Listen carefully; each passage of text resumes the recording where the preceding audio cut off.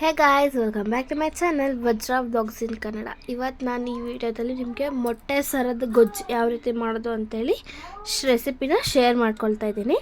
ಇವಾಗ ನಾನು ಇಲ್ಲಿ ಮೊದಲಿಗೆ ಒಲೆ ಮೇಲೆ ಒಂದು ಸಿಲ್ವರ್ ಬಾಣಲೆನ ಇಟ್ಟು ಸ್ವಲ್ಪ ಚೆನ್ನಾಗಿ ಬಿಸಿಯಾಗಿ ಹೋಗಿಬಿಟ್ಟಿದ್ದೀನಿ. ನಂತರ ಇದಕ್ಕೆ ನಾನು 1 ಸೌಟಷ್ಟು ಎಣ್ಣೆನ ಆ್ಯಡ್ ಮಾಡ್ಕೊಂಡಿದ್ದೀನಿ. ಅದು ಎಣ್ಣೆ ಎಲ್ಲ ಸ್ವಲ್ಪ ಬಿಸಿ ಆದಮೇಲೆ ನಾನಿಲ್ಲಿ 3 ಈರುಳ್ಳಿ ತೊಗೊಂಡಿದ್ದೀನಿ. 3 ಈರುಳ್ಳಿನ ಸಣ್ಣದಾಗಿ ಹಚ್ಕೊಂಡಿದ್ದೀನಿ. ಹಚ್ಬಿಟ್ಟು ಅದು ಯಾಕೆ ಈರುಳ್ಳಿ ನಾವು ಸ್ವಲ್ಪ ಸಣ್ಣದಾಗಿ ಹಚ್ಚೋದ್ರಿಂದ ಗೊಜ್ಜು ಕೂಡ ಕ್ಲೀನಾಗಿ ಚೆನ್ನಾಗಿ ಒದಗಿ ಬರುತ್ತೆ. ಸೊ ಇವಾಗ ಈರುಳ್ಳಿನ ಚೆನ್ನಾಗಿ ಫ್ರೈ ಮಾಡ್ಕೊಳ್ತಾ ಇದ್ದೀವಿ. ಲೇಯರ್ಸ್ ಎಲ್ಲ ಬಿಟ್ಕೋಬೇಕದು, ಆ ರೀತಿ ಚೆನ್ನಾಗಿ ಫ್ರೈ ಮಾಡ್ಕೋಬೇಕು. ಈ ರೀತಿ ಎಣ್ಣೆಯಲ್ಲಿ ಚೆನ್ನಾಗಿ ಗೋಲ್ಡನ್ ಬ್ರೌನ್ ಅಷ್ಟೊಂದೆಲ್ಲ ಏನಿಲ್ಲ.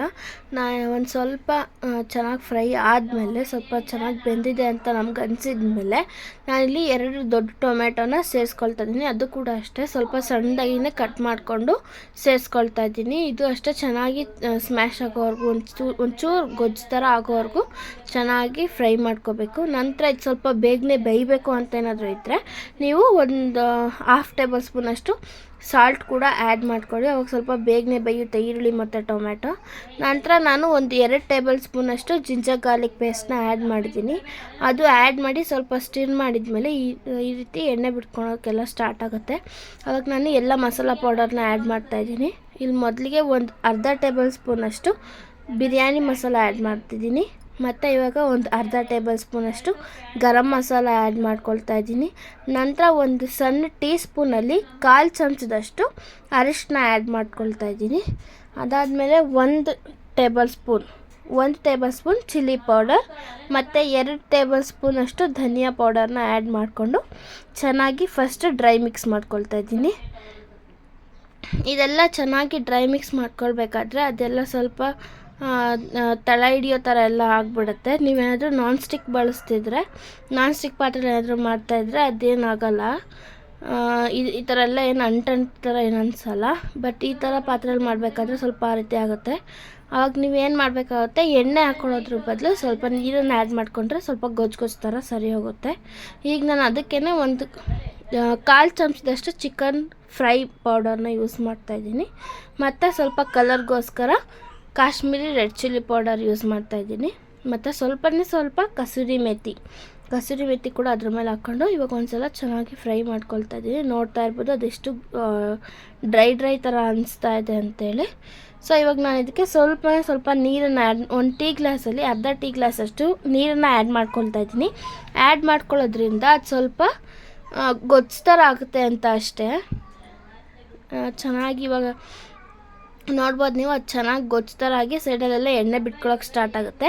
ಆವಾಗ ನೀವು ಚಿಕನ್ ಮೊಟ್ಟೆ ಸರ ಮತ್ತು ಲಿವರ್ ಗುಂಡಿಗೆ ಅದೆಲ್ಲ ಮತ್ತು ವೈಟ್ ಮೊಟ್ಟೆ ಕೂಡ ಏನು ತೊಳೆದಿಟ್ಕೊಂಡಿರ್ತೀರಲ್ಲ ಅದನ್ನು ಇವಾಗ ಸೇರಿಸ್ಕೋಬೋದು. ನೋಡ್ತಾ ಇರ್ಬೋದು ನಾನಿಲ್ಲಿ ಮೊಟ್ಟೆ ಸರ ಲಿವರ್ ಅದನ್ನೆಲ್ಲ ಸೇರಿಸ್ಕೊಳ್ತಾ ಇದ್ದೀನಿ. ಇದನ್ನೆಲ್ಲ ನೀವು ಮಿಕ್ಸ್ ಮಾಡಬೇಕಾದ್ರೆ ಹುಷಾರಾಗಿ ನಿಧಾನವಾಗಿ ಮಿಕ್ಸ್ ಮಾಡಬೇಕು, ಇಲ್ಲಾಂದರೆ ಮೊಟ್ಟೆ ಒಡೆದೋಗೋ ಸಾಧ್ಯತೆ ಇರುತ್ತೆ. ಅದಕ್ಕೆ ಇವಾಗ ನಾವು ನೆಕ್ಸ್ಟ್ ಇವಾಗ ಉಪ್ಪನ್ನು ಕೂಡ ಸೇರಿಸ್ಕೋಬೇಕು. ಉಪ್ಪನ್ನು ಸೇರಿಸಿರೋ ವಿಡಿಯೋ ಇಲ್ಲಿ ಸ್ಕಿಪ್ ಆಗಿದೆ. ಉಪ್ಪನ್ನೆಲ್ಲ ಸೇರಿಸ್ಕೊಳ್ಳಿ. ಚಿಕನ್ ಹಾಕಿದಾಗ ಉಪ್ಪು ಸೇರಿಸ್ಕೊಳ್ಳೋದ್ರಿಂದ ಅದು ಏನೋ ಚಿಕನ್ಗೆ ಕೂಡ ಉಪ್ಪು ಚೆನ್ನಾಗಿ ಕೂರುತ್ತೆ. ನೋಡ್ತಾ ಇರ್ಬೋದು ಇಲ್ಲೆಲ್ಲ ಮಿಕ್ಸ್ ಮಾಡ್ಕೊಳ್ತಾ ಇದ್ದೀನಿ ನಾನು. ನಿಧಾನವಾಗಿ ಮಿಕ್ಸ್ ಮಾಡ್ಕೊಳ್ಬೇಕು. ಅದು ಮಸಾಲೆ ಎಲ್ಲ ಕೂಡ ಆ ಮಾಂಸದ ಮೇಲೆ ಕುತ್ಕೋಬೇಕು, ಅಂಟಬೇಕು ಅದಕ್ಕೆ. ಈಗ ನಾನು ಮತ್ತೆ ಇದಕ್ಕೆ ನೀರನ್ನು ಆ್ಯಡ್ ಮಾಡ್ಕೊಳ್ತಾ ಇದ್ದೀನಿ. ಆ್ಯಡ್ ಮಾಡ್ಕೊಳ್ಳೋದ್ರಿಂದ ಅದು ಸ್ವಲ್ಪ ಇನ್ನೂ ಗೊಜ್ಜಾಗಿ, ನಾವಿನ್ನೂ ವೈಟ್ ಮೊಟ್ಟೆನ ಆ್ಯಡ್ ಮಾಡಿಲ್ಲ, ಇದಕ್ಕೆ ಕೋಳಿ ಮೊಟ್ಟೆನ ಆ್ಯಡ್ ಮಾಡಿಲ್ಲ. ಅದಕ್ಕೋಸ್ಕರ ಮೊದಲು ಇದನ್ನು ಒಂದು 10% ಅಷ್ಟು ಚೆನ್ನಾಗಿ ಬೇಯೋಕ್ಕೆ ಬಿಟ್ಟು ನಂತರ ಇಲ್ಲಿ ಒಂದು ದೊಡ್ಡ ಗ್ಲಾಸಲ್ಲಿ 1 ಗ್ಲಾಸ್ ಪೂರ್ತಿ ಒಂದು 250 ml ಗ್ಲಾಸಲ್ಲಿ 250 ml ವಾಟರ್ನ ಆ್ಯಡ್ ಮಾಡಿಕೊಂಡು ಇವಾಗ ನಾನು ಇದಕ್ಕೆ ವೈಟ್ ಮೊಟ್ಟೆನ ಆ್ಯಡ್ ಮಾಡ್ಕೊಳ್ತಾ ಇದ್ದೀನಿ.